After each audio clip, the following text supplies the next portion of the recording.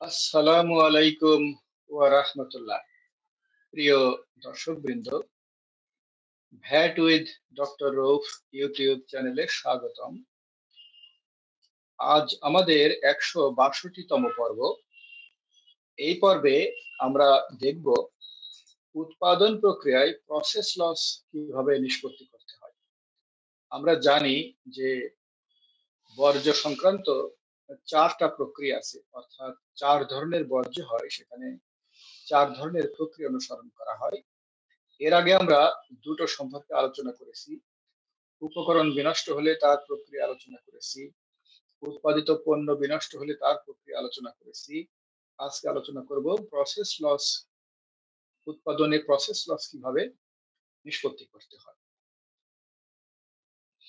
জনমনে ভ্যাট সচেতনতা সৃষ্টির কার্যক্রমের ধারাবাহিকতায় আজ আমরা কোনো প্রতিষ্ঠানের উৎপাদন প্রক্রিয়ায় যে প্রসেস লস হয় তা কি পদ্ধতিতে নিষ্পত্তি করতে হবে সে বিষয়ে আলোচনা করব ইনশাআল্লাহ। ধরুন ১ কেজি ওজনের একটা পণ্য উৎপাদন করতে ১১০০ গ্রাম উপকরণ ব্যবহার করা হয়। উৎপাদন সম্পন্ন হওয়ার পর ১ কেজি ওজনের পণ্যটি পাওয়া যায়। অবশিষ্ট ১০০ গ্রামের মধ্যে কিছু গুঁড়া, টুকরা, পেস্ট ইত্যাদি আকারে পড়ে থাকে, কিছু উড়ে যায়।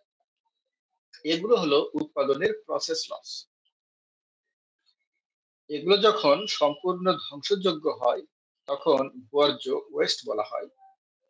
আর যখন এর কোনো ব্যবহার থাকে, অর্থাৎ স্বল্প মূল্যে বিক্রয়যোগ্য হয়, তখন উপজাত, বাই প্রোডাক্ট বলা হয়। ভ্যাট বিধিমালার বিধি ২৪ গ-তে ওয়েস্ট এবং বাই প্রোডাক্ট নিষ্পত্তি করার বিধান বর্ণিত হয়েছে।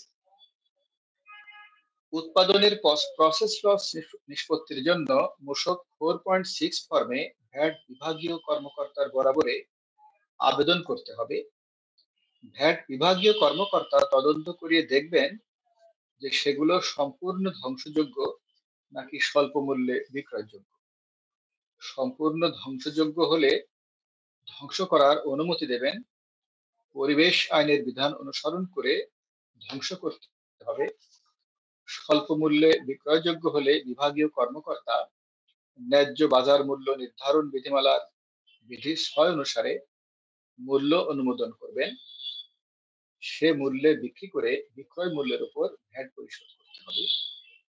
সম্পূর্ণ ধ্বংস হোক আর স্বল্প মূল্যে বিক্রি করা হোক, কোনো ক্ষেত্রেই পূর্বে যে রেয়াত নেওয়া হয়েছে সে রেয়াত বৃদ্ধিকারী সমন্বয় করতে হবে না।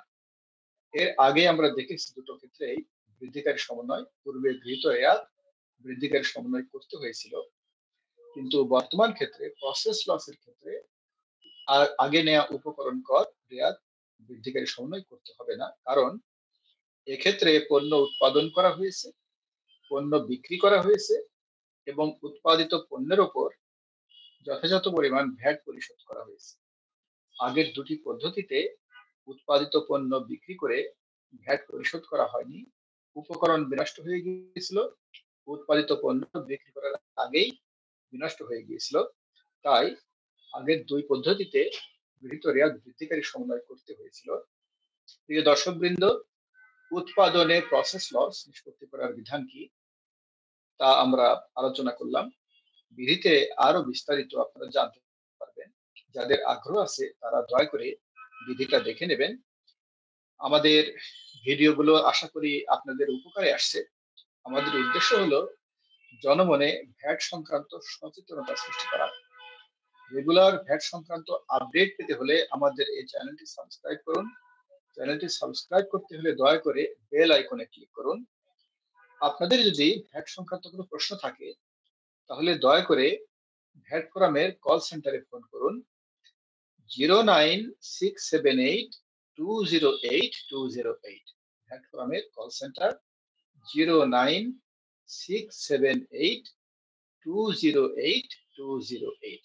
প্রিয় দর্শকবৃন্দ, আজকের এপিসোডের আমরা একেবারে শেষে চলে এসেছি। আজকের এপিসোড এখানেই শেষ করলাম। খুদা হাফেজ। আসসালামু আলাইকুম ওয়া রাহমাতুল্লাহ।